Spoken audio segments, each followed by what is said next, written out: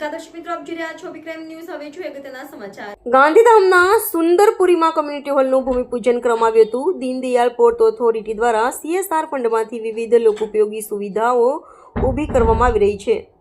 જૂની સુંદરપુરી માહેશ્વરી સમાજની વાડી ખાતે કોમ્યુનિટી હોલના નિર્માણ માટે પણ મંજૂરી આપવામાં આવ્યા બાદ આજે કોમ્યુનિટી હોલનું ભૂમિપૂજનનો કાર્યક્રમ યોજવામાં આવ્યો હતો.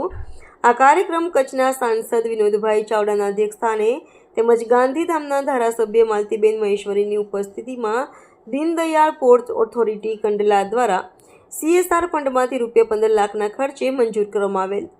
જૂની સુંદરપુરી મહેશ્વરી સમાજના કોમ્યુનિટી હોલ ₹15 લાખના ખર્ચે સુંદરપુરીમાં તૈયાર થનારા કોમ્યુનિટી હોલનું ભૂમિપૂજન કરાયું હતું, જેમાં ધર્મગુરુ હરિમાતંગ, ચંદુ માતંગ, આનંદ મતિયા તથા હીરાભાઈ ધ્રુવા, પ્રહલાદભાઈ ઠોટિયા, શિવજીભાઈ શહેર અને તાલુકા ભાજપના પ્રમુખશ્રીઓ, જિલ્લા ભાજપના મોમાયાભા ગઢવી, DPMCના હરીશચંદ્ર જે.કે. રાઠોડ, જૂની સુંદરપુરી મહેશ્વરી સમાજના પણ જોડાયા હતા.